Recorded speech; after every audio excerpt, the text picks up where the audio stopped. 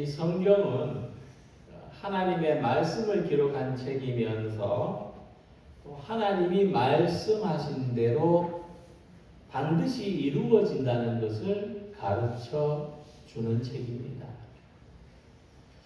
하나님은 가장 먼저 창세기에서 빛이 있으라고 말씀하셨습니다. 하나님께서 빛이 있으라고 말씀하시니 빛이 생겨났습니다. 또 하나님께서 나무와 식물이 있으라 말씀하시니 나무와 식물이 생겨났고, 또 바다의 생물과 땅의 동물이 있으라 하시니 그 말씀대로 이루어졌습니다. 천지의 만물이 다 하나님의 말씀대로 이루어졌습니다. 사람이 하는 말은 말한 대로 되어야만 되는 줄 압니다. 하지만 하나님의 말씀은 반드시 말씀하신 대로 이루어진다는 것을 아직 되어지지 않았는데도 믿을 수가 있습니다. 하늘의 태양과 산의 나무와 들에 핀 꽃이 하나님의 말씀으로 창조되었고, 우리가 이것을 볼 때 하나님의 말씀은 반드시 이루어진다는 증거를 얻을 수가 있습니다. 예수님께서도 말씀하셨습니다. 진실로 너희에게 이르노니 천지가 없어지기 전에는 율법의 1획이라도 반드시 없어지지 아니하고 다 이루리라. 이 원문의 의미를 보면 이 말씀은 율법의 어떤 항목을 가리키는 것이 아니라 율법 전체, 하나님의 말씀을 의미합니다. 예수님은 우리가 경험하는 모든 것은 하나님의 말씀대로 된다는 것을 누구보다도 잘 아셨습니다. 그것은 예수님 자신이 또한 육신이 되어서 오신 하나님의 말씀이기 때문입니다. 요한복음 1장 14절은 말씀이 육신이 되셨다. 그분이 예수님이시다. 그렇게 가르쳐주고 있습니다. 그래서 하나님은 하나님의 말씀을 통해서 우리에게 생명을 주셨고, 또 우리에게 땅에 충만하고 다스리는 복을 말씀해 주셨고, 우리의 삶이 하나님의 말씀대로 이루어지도록 하시는 것을 믿습니다. 우리가 약하고 작은 사람들이죠. 우리가 자기가 한 말을 책임질 수 없는 그런 사람들입니다. 그럼에도 우리가 하는 말에는 힘이 있다고 합니다. 우리가 하는 말에 어떤 힘이 있을까요? 무엇보다도 우리가 하는 말에는 사람을 움직이는 힘이 있습니다. 우리가 하는 말은 사람의 마음을 움직일 수 있고, 우리가 하는 말은 사람의 행동을 움직일 수 있습니다. 우리가 복이 되게 말을 하면 복된 사건이 일어나는 인생을 살고, 저주가 되는 말을 쏟으면 나쁜 일들이 일어나는 삶을 살게 됩니다. 무엇보다 우리는 이런 우리들을 하나님의 말씀이 이런 우리들을 움직이는 강력한 힘이라는 것을 믿습니다. 사람의 말도 이런 힘이 있는데 하나님의 말씀에는 얼마나 더 강한 힘이 있겠습니까? 그렇다면 오늘 우리가 소망하는 것은 하나님의 말씀이 나를 움직여 주십시오. 내가 하는 말에 내가 움직여지는 것이 아니라 하나님의 말씀으로 움직여지는 사람이 되게 해주십시오 하고 소망하는 우리 성도들이 되시기를 바랍니다. 또 누가 뭐라고 말해도, 세상이 어떻게 말한다 할지라도 나의 경험과 내 지금까지 살아온 인생이 어떻게 말한다 할지라도 하나님의 말씀을 듣고 하나님의 말씀이 내 삶에 능력이 되게 해주시기를 소망하는 우리 모두가 되시기를 바랍니다.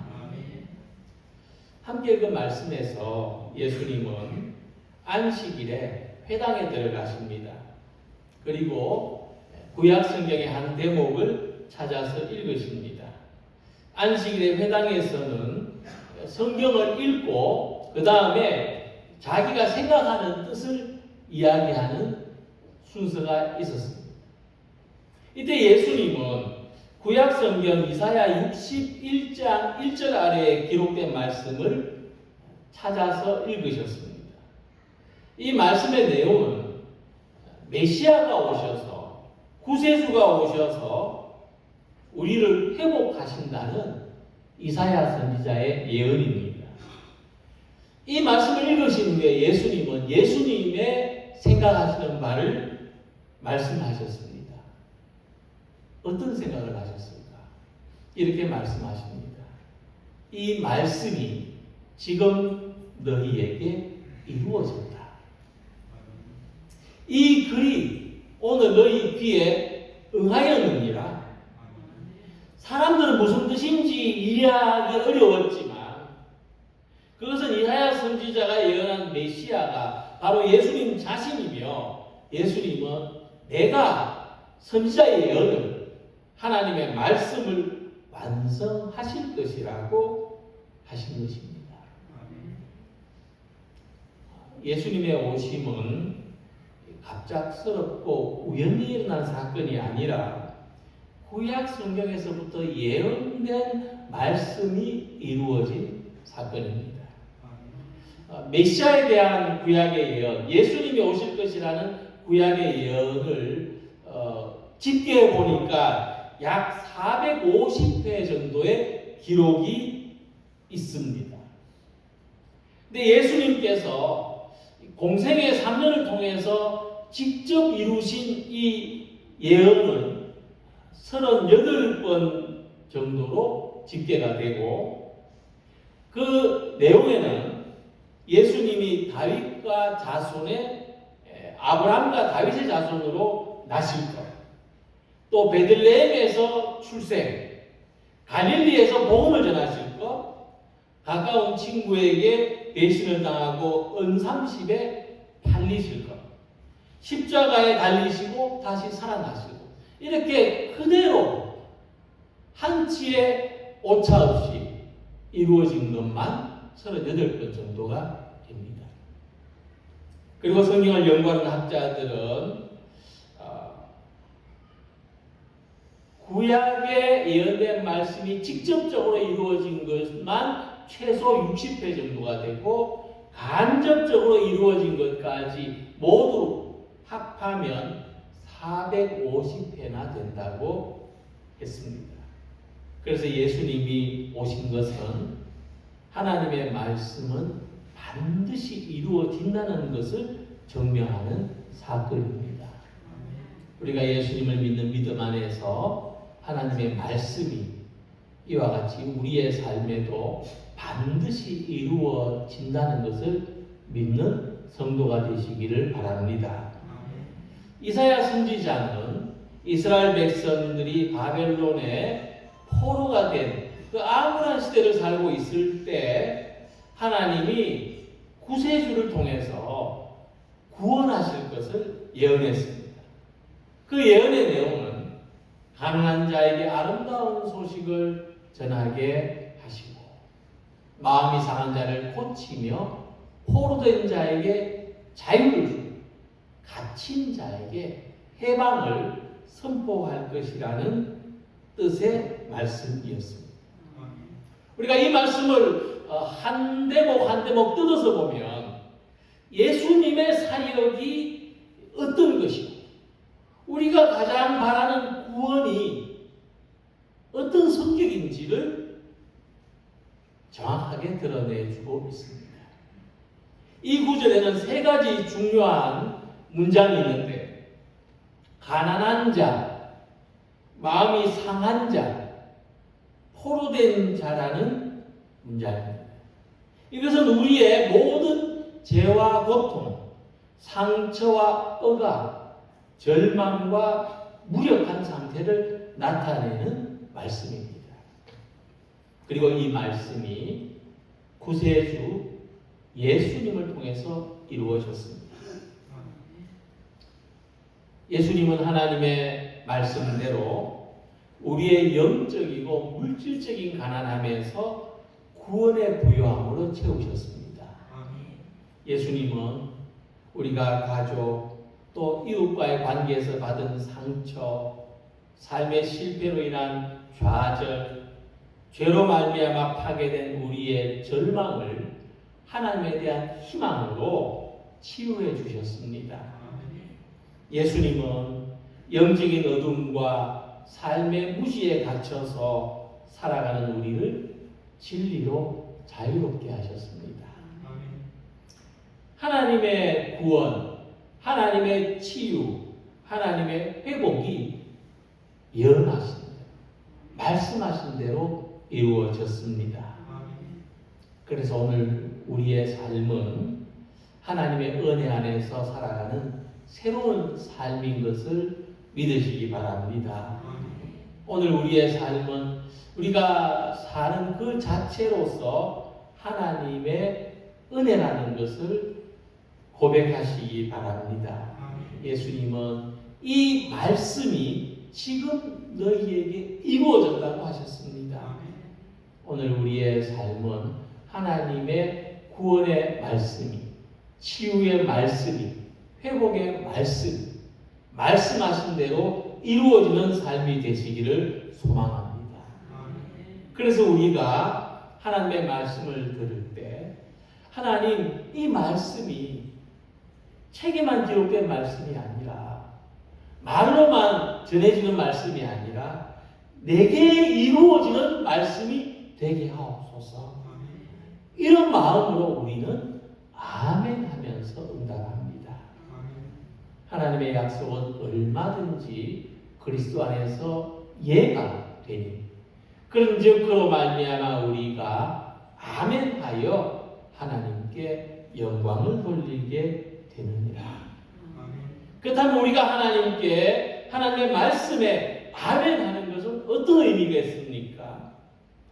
하나님의 말씀이 진리라는 것을 나의 삶으로 믿고 증명하며 살기를 소망하는 것입니다.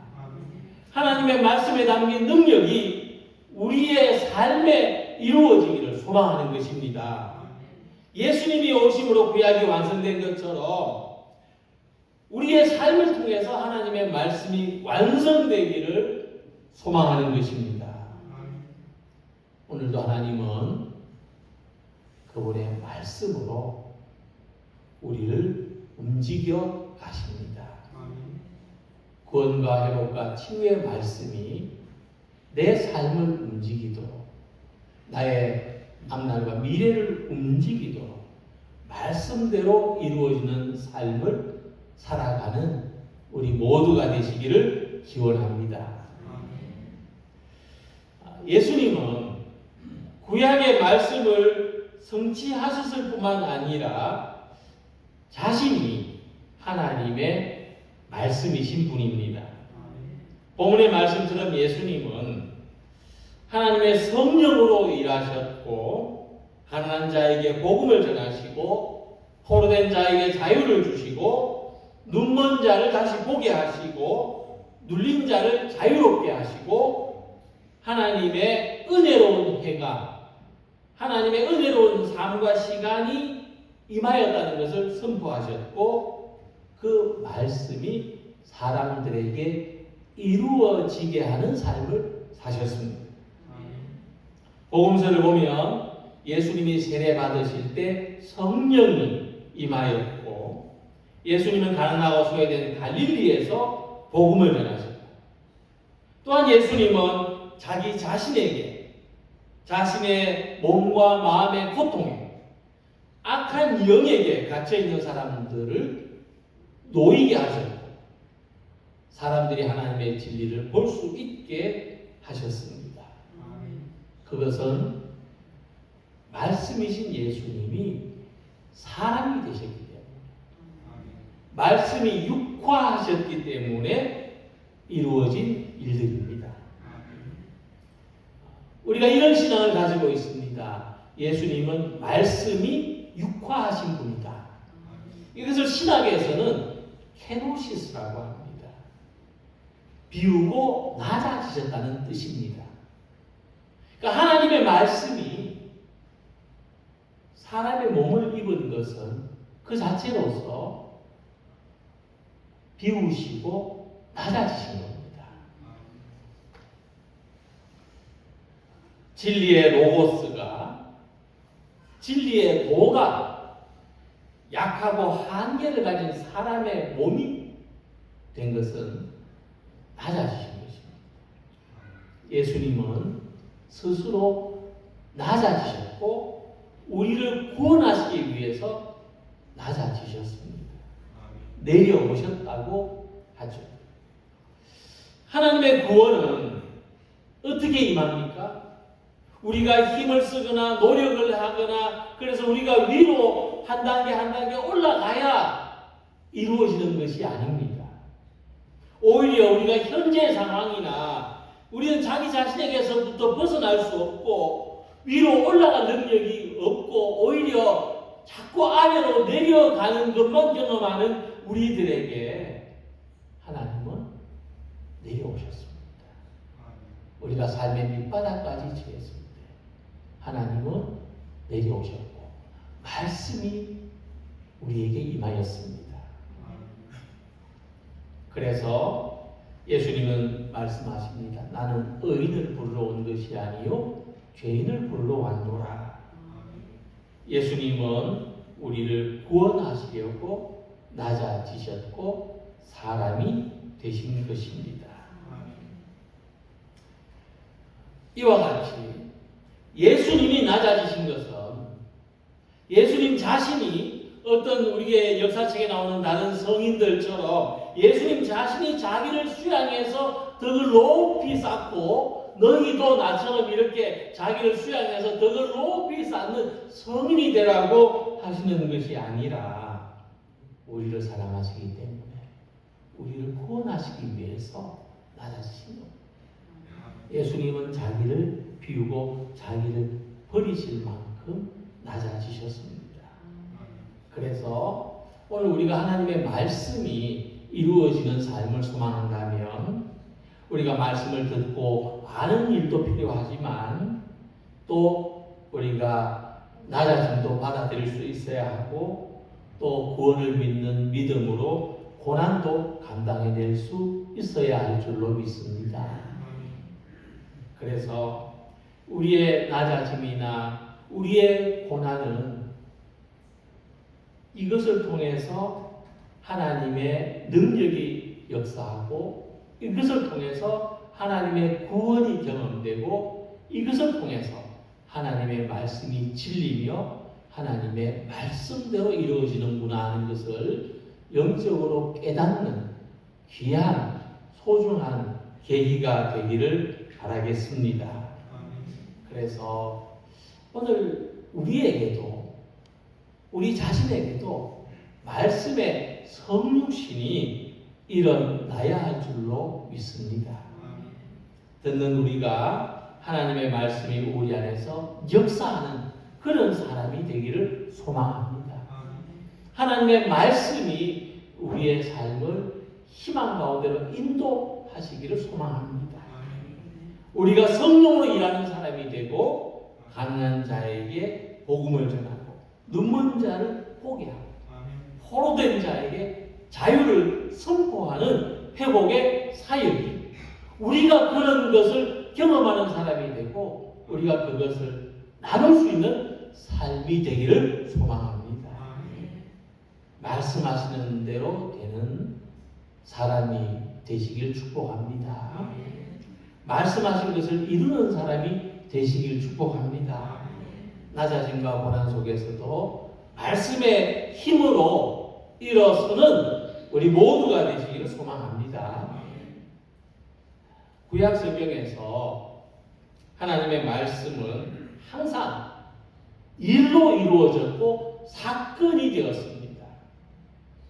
하나님의 말씀은 공허하게 이 우주를 떠다니는 공허한 어떤 신호나 전파나 소리가 아니라 하나님의 말씀에는 사건을 일으키는 능력이 항상 나타났습니다.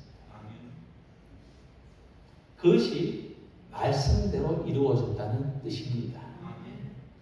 하나님의 말씀으로 모든 세계가 이루어진 것을 우리가 믿는다고 히브리서에서 말씀했습니다.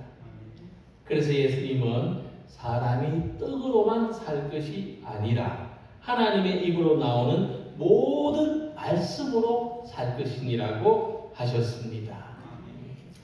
우리의 삶은 먹는 것으로 이루어집니다. 먹어야 에너지가 생기고 에너지가 생겨야 우리는 움직이고 사건을 만들 수가 있습니다. 하지만 예수님은 우리의 에너지는 입으로 먹는 것으로만 얻는 것이 아니라 하나님의 말씀으로 공급받는 것이라 하셨습니다. 입으로 들어가는 에너지도 필요하지만 말씀의 에너지도 필요한데 어쩌면 말씀으로 얻는 에너지가 먹는 에너지보다 더 강력한 힘이 될 수 있다는 것을 우리에게 말씀하신 것입니다. 우리의 삶에서 일어나는 구원의 사건은 입으로 먹는 것에서가 아니라 하나님의 말씀이 주는 에너지라는 것을 이야기하십니다. 물론 사람이 말씀으로만 살 수는 없는 것이죠. 우리는 먹어야 움직일 수 있죠.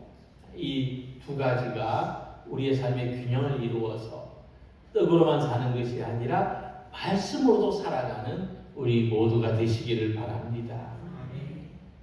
특히 요한복음은 예수님을 말씀이라고 표현했습니다. 그 의미는 말이야말로 말씀이야말로 서로 간의 의사를 교환하는 가장 효과적인 수단이기 때문입니다. 너무도 신기하게 동물들에게도 언어의 능력이 있습니다. 심지어 곤충들, 벌레에게도 이 언어의 능력이 있습니다. 벌들 같은 경우에는 특정한 형태의 날아다니면서 신호를 전달합니다. 여기에 꽃이 있다, 여기에 꿀이 있다. 신호를 전달하고 오징어 같은 경우에는 몸의 색깔로 자기의 지금 상태를 나타냅니다. 근데 사람은 단순한 신호가 아니라 사람의 말은 정말 완벽한 의사를 전달하는 자기 마음의 생각까지도 또 심오한 사상까지도 전달할 수 있는 이런 체계를 가지고 있습니다. 하나님께서 사람들에게만 주신 특별하고 놀라운 능력입니다. 그것은 무엇입니까? 우리의 말을 통해서 하나님은 사건들을 일으키시는데 특별히 회복과 치유와 구원의 사건을 일으키시는 줄로 믿습니다. 창세기 12장 1절 2절을 보면 하나님은 아브라함에게 말씀하셨습니다. 너의 고향과 친척과 아버지의 집을 떠나서 내가 너에게 보여줄 땅으로 가라. 내가 너로 큰 민족을 이루고 내게 복을 주어 내 이름을 창대하게 할지니 너는 복이 될지라. 근데 하나님이 아브라함에게 이 말씀을 하실 때 아직 어떤 사건도 일어나지 않았습니다. 아브라함은 그 자리에 있었고 또 아브라함은 이름이 크게 되지도 않았습니다. 그런데 아브라함이 이 말씀을 듣고 따랐을 때 이 말씀이 아브라함에게 사건이 되었습니다. 갈대아 우르를 떠나게 하는 사건이 되었을 때 가나안 땅으로 이동하는 사건이 되었을 때 아브라함은 땅에서 큰 민족을 이루게 되었고 아브라함은 모든 믿는 사람들에게 믿음의 조상이 되었습니다. 그러므로 우리가 하나님의 말씀을 듣고 이 말씀대로 움직일 때 말씀은 우리를 통해서 이루어지는 사건이 됩니다. 하나님의 말씀이 우리에게 치유의 사건이 되기를 축원합니다. 하나님의 말씀이 우리에게 회복의 사건이 되기를 축원합니다. 하나님의 말씀이 우리에게 구원의 사건이 되기를 축원합니다. 우리가 하나님의 말씀을 듣기만 하고 따르지 않는다면 어떤 사건도 일어날 수 없습니다. 그러나 우리가 아직 이루어지지 아니한 하나님의 말씀이 나의 삶 속에 이루어지기를 믿고 소망하며 그렇게 살아간다면 하나님의 약속이 오늘 우리 모든 성도들의 삶 속에서 현실화될 줄로 믿습니다. 예수님이 세상에 오신 것은 하나님의 말씀이 사건이 된 것입니다. 하나님의 말씀이 우주에만 공간 속에만 머물러 있지 않고 실제로 무슨 일들이 일어나게 했습니다. 이처럼 구약의 말씀이 예수님을 통해서 이루어진 것처럼 주님의 말씀이 우리를 통해서 이루어지기를 소망합니다. 특별히 이 말씀에는 능력이 있습니다. 나의 능력은 약하고 부족하지만 하나님의 말씀으로 능력 있게 살아가시는 우리가 되기를 소망합니다.